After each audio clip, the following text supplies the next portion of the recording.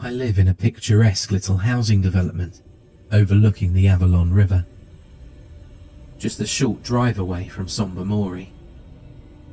It's surrounded by enough woods to muffle out the sound of traffic on the adjacent highway, and the road leading into the neighbourhood is so discreet that delivery drivers regularly have trouble finding it. It always felt safe to me, secluded, an isolated little bubble that the rest of the world seemingly couldn't find, even if they wanted to. But that all changed on October 1st. It was a gorgeous, crisp fall day. The leaves on the giant maples and oaks that surrounded our neighbourhood were just starting to change colours, and I'd gone out to get my mail from our pair of community mailboxes. The newer ones, with the wind-blown maple leaves emblazoned on the side. As I stepped out, however, I noticed there was a small, impromptu gathering of my neighbours on Mr. Kakowski's front lawn, fawning over something that I couldn't quite make out. Whatever the commotion was about, I figured it was probably worth delaying getting my junk mail for a few minutes. So I casually walked over to inspect the spectacle for myself. When my neighbours saw me approaching, they politely moved aside so that I could get a clear view of whatever it was that had them so enamoured. It was a jack-o'-lantern man. A snowman made out of jack-o'-lanterns. There were 3 hollowed-out pumpkins stacked on top of each other, and together stood about 5 feet high. The top pumpkin had been carved with a fairly stereotypical jack-o'-lantern face, but the bottom 2 had been carved so it looked like the figure was dressed in a 19th century suit. "Is that real?" I asked incredulously.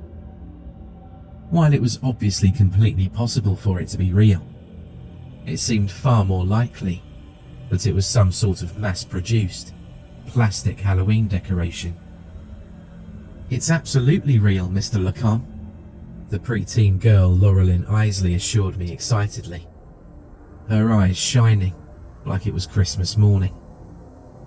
She stuck her finger inside the jack-o'-lantern's mouth, ran it along the inside, and pulled it out to reveal still fresh seeds and pulp. "See?" I stepped closer and tentatively poked the fleshy fruit of each of the 3 pumpkins.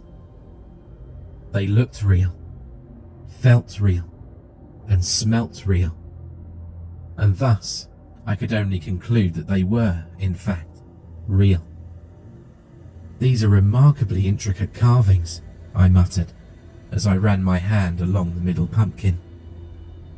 I glanced up towards the elderly Mr. Kakowski, who looked like it was taking everything he had not to yell at us to get off his damn lawn.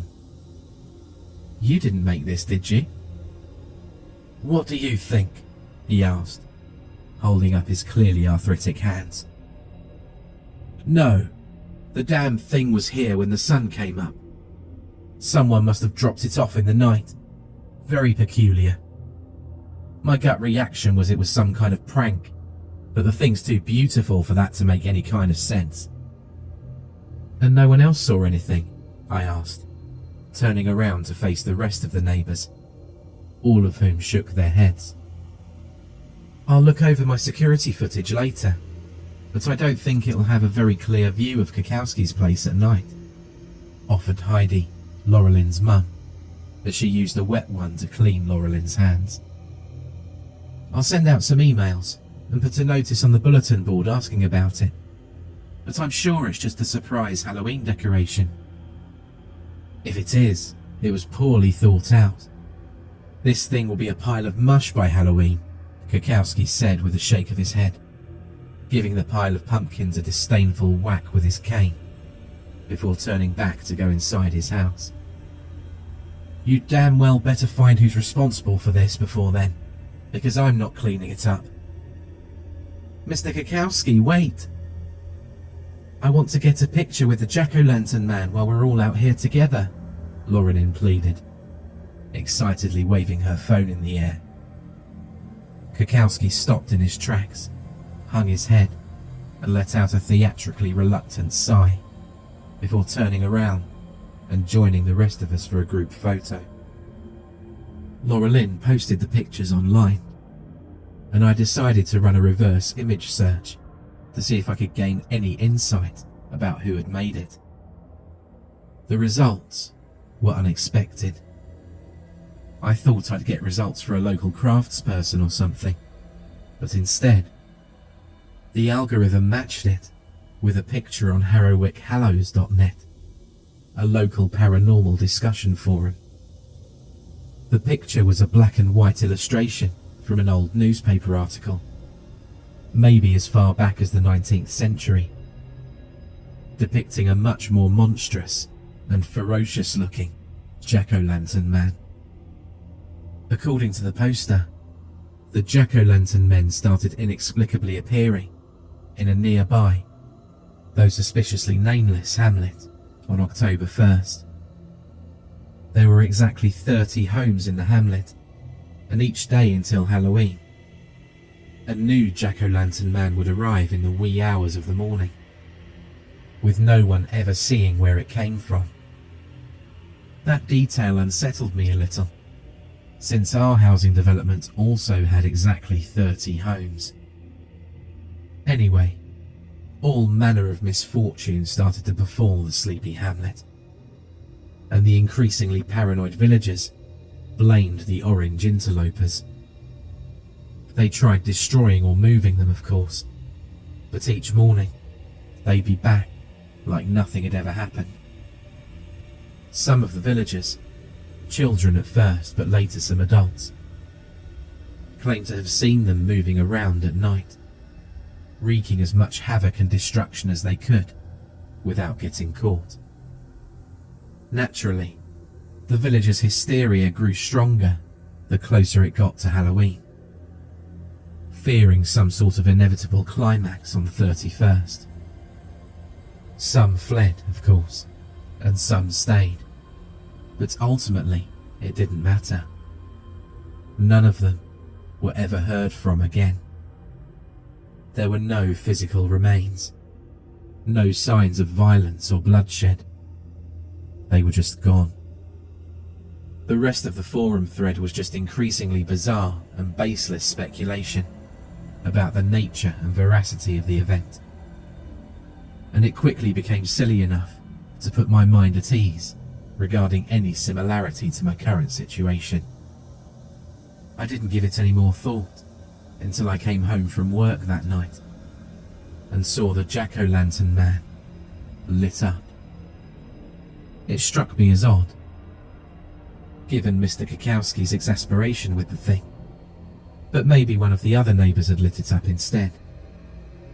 The next morning, when the sound of Laura Lynn's joyful, excited cries came in through my open windows, I tried to deny that they filled me with an ominous sense of dread.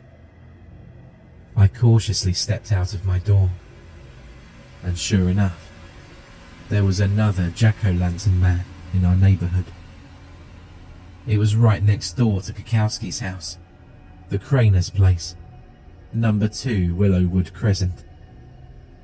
It wasn't identical to the previous one either, clearly made from 3 real, once living pumpkins, with its own distinct design carved into them. I don't suppose anyone saw where this one came from, did they? I asked without much hope as I approached the crowd of onlookers, its size surpassing the one from the day before. No one, which is pretty damn weird when you think about it, Jeremiah Craner remarked, more confused than concerned by the jack-o'-lantern man's presence. This thing's not exactly light, but there are no marks on the lawn from someone dragging it, like it just popped out of the ground where it is. Do you think they're magic? Laura Lynn cried, jumping up and down. They're mysterious, Laura Lynn. Let's leave it at that for now, Jeremiah replied non-committedly, not wanting to crush her exuberance. I'm going to ask my aunt Samantha to come look at these. She's a witch, so she'll know if they're magic, Laura Lynn proclaimed. Sweetheart, we've been over this. Your Aunt Samantha isn't a real witch, Laura Lynn's mother reprimanded her gently. She was just lonely, got taken in by a New Age cultist, and now she works for her as a brainwashed fake psychic. Laura Lynn rolled her eyes at her mother's rationalism, but didn't argue with her. Hey, Kakowski's Stacko-lantern's been moved, I heard Tyler Yablokov shout. We all turned to where he was pointing, and sure enough, the jack-o'-lantern man was now right up against Kakowski's front window, peering inside. There were no signs of it being hauled across the lawn, not one blade of grass out of shape, and yet there it was, as though it was as portable as an inflatable Halloween decoration. Laura Lynn excitedly ran over to the jack-o'-lantern and began knocking on the window, only to scream when she saw what was inside. Her mother and several others immediately ran over to see what was wrong, and as Heidi comforted her daughter, the others either called for an ambulance or tried to break their way into the house. Kakowski had suffered a massive heart attack and was lying dead on his living room floor when Laura Lynn found him. The EMTs estimated his time of death as just after sunrise. The prevailing theory among the neighbourhood was that the sight of the jack-o'-lantern man at his window had been what triggered the heart attack, and most of us wanted to know who was responsible for it. No one wanted to fess up, and I decided to keep the urban legend I'd read about to myself, so no one really had anything to go on. But even without knowing about the legend from Harrowick Hallows, a lot of people suspected that another jack-o'-lantern man would be gracing our neighbourhood come October 3rd. Everyone who had anything that could be used as a security camera made sure they were set up and activated, and pointed towards house number 3 if it was possible. We also coordinated a watch around our work and sleep schedules as much as we could, ensuring we had the best chance of catching whoever was responsible for these things in the act.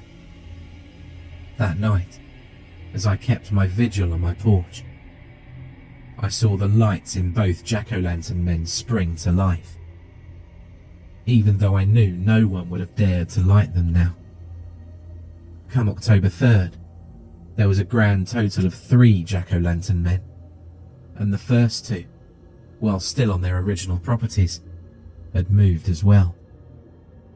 None of our cameras had caught their movement, and by now, we were all starting to get seriously unsettled, Craner most of all. If these things were here to pick us off one by one, then it made sense that he'd be next. Tyler was the first one to try and get rid of the damn things, and called some of his friends to help him load them up into his pickup truck. I don't remember where he planned on taking them, or what he was going to do with them, because it didn't matter. Before he could even get out of the neighbourhood, one of his back tyres exploded. He lost control and crashed into a street lamp. No one died that day, and Tyler himself was fine apart from some whiplash. But that's when most of us became convinced that these things were cursed. Each day, a new jack-o'-lantern man would appear at the next house, and the ones who were already present would have changed positions, all without being seen or recorded. They didn't decay as the days ticked by either, always appearing as if they'd been freshly carved. Dogs hated them, but they were probably just picking up on their owner's unease. No one wanted to try moving them again, not after what happened with Tyler. There were no more heart attacks or car crashes after that, but the threat that these things posed still loomed over all of us. Each morning, we'd regularly find things broken or missing, the jack-o'-lantern men seemingly to blame.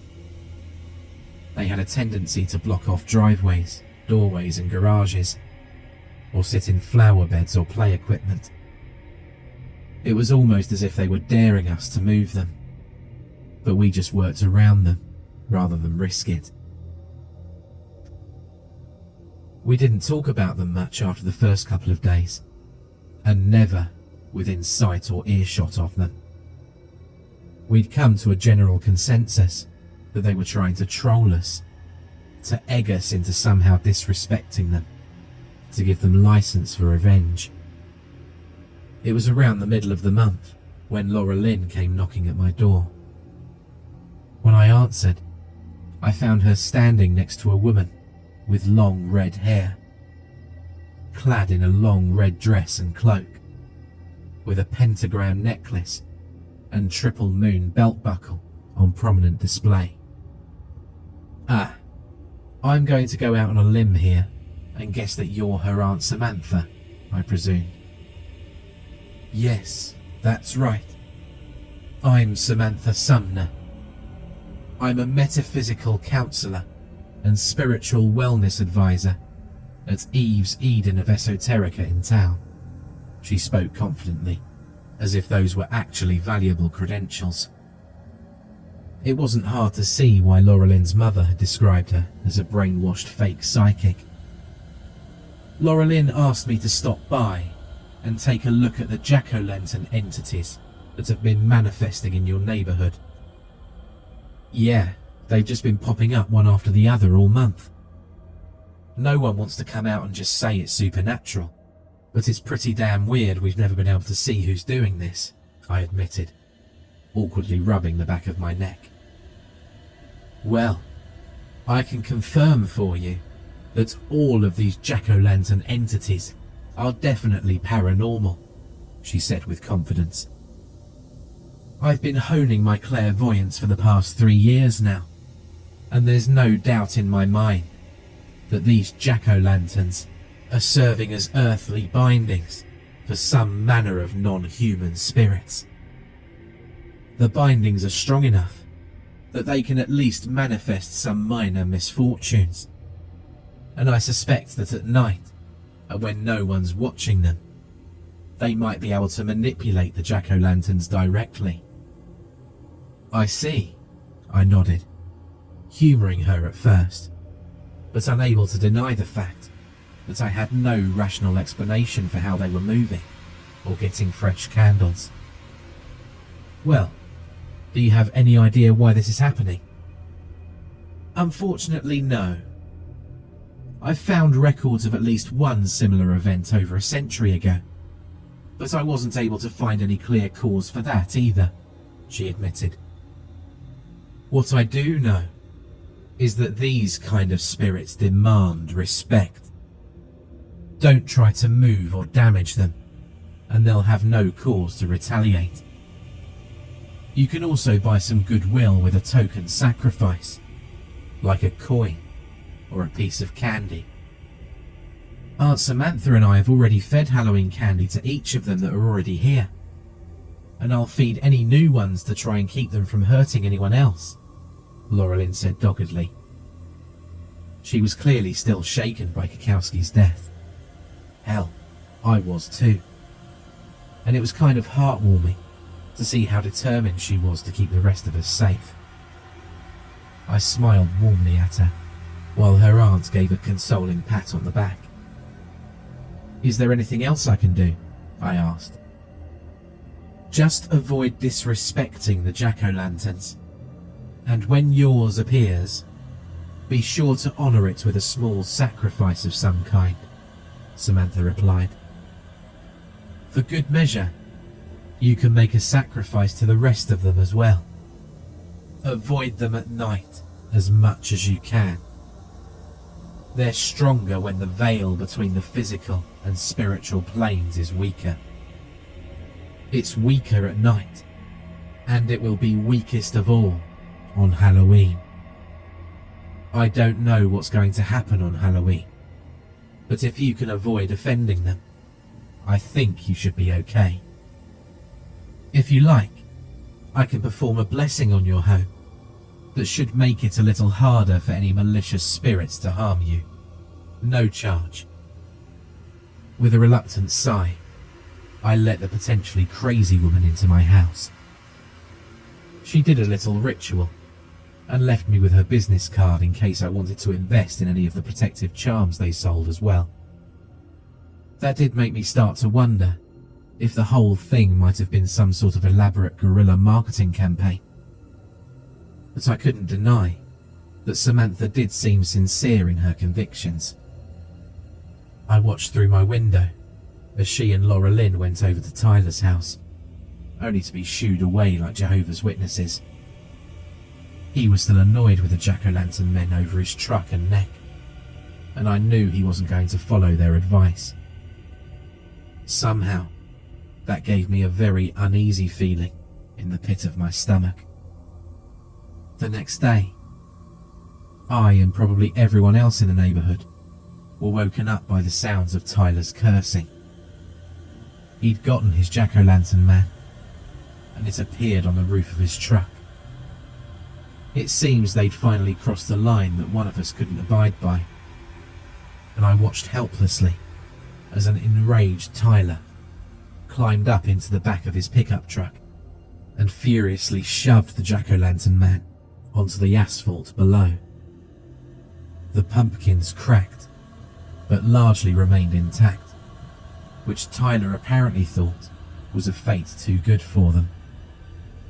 He grabbed a monkey wrench from the toolbox in his truck and just started pulverizing the thing, stomping its hide until it was mush.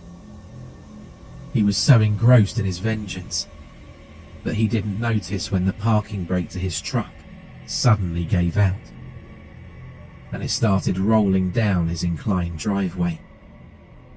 I watched as it swerved, seemingly without cause, and crashed into an electric pole. I'm no physicist, but there's no way that truck was moving with enough energy to topple that pole. And yet somehow, that's exactly what happened. I heard it snap like a tree from a bolt of lightning, and saw it fall forward into Tyler's house. Taut power lines snapped, flailed about wildly, and started a fire that would eventually burn Tyler's house to the ground. Even in broad daylight, the smoke and flames from that inferno could be seen for miles. Tyler was devastated, of course, but more than that, he was terrified. A lot of us were terrified. We had no reason to think that burning down Tyler's house would be enough to sate their need for revenge. For all we knew, Tyler was a dead man, and we might all be next. The day after the house fire, Tyler's jack-o'-lantern man was in one piece again, holding a marshmallow on a stick over the still smouldering rubble. A lot of us decided to leave the neighbourhood after that, at least until after Halloween, but not me. I honestly didn't think running away would do any good, and if anything, I'd just be putting innocent bystanders in danger. I stayed, placing spare change into the mouths of each and every jack-o'-lantern man, exactly as Samantha had said. Today, October 30th, the last jack-o'-lantern man appeared, and it appeared on my lawn. I'm at house number 30, you see, right across the street from Kakowski's house, since it's a crescent and all. I slowly pulled back my curtains, knowing it would be there, but dreading the confirmation nonetheless. It was the worst one so far. It was bigger too. Bigger than I was, in both height and girth. Its face was a monstrous, sneering gargoyle, or maybe more like a Japanese oni. Its bottom two pumpkins weren't carved to resemble an outfit, but rather a medieval depiction of hell, embellished by the candle glowing inside of it. I noticed then that not only it, but all of the other jack-o'-lantern men all had their candles lit in the daytime, and they were burning brighter than they ever had before. Knowing what I had to do, I steeled up my courage and went outside, a bowl of Halloween candy in hand. I fed my jack-o'-lantern man first, then went door to door to feed the rest of them. Laura Lynn's family was among those that left, and I promised her that I'd keep making offerings to them. I've fortified my house a little, but what's happened to Tyler's place is proof that that won't stop them. I can only hope that we've managed to appease them. They're all here now, all 30 of them, and they've got one night left to do whatever it is they're going to do. Tomorrow, it won't be children, but the jack-o'-lanterns doing the trick-or-treating. And I can only hope to God that our treats will be enough to stave off their tricks.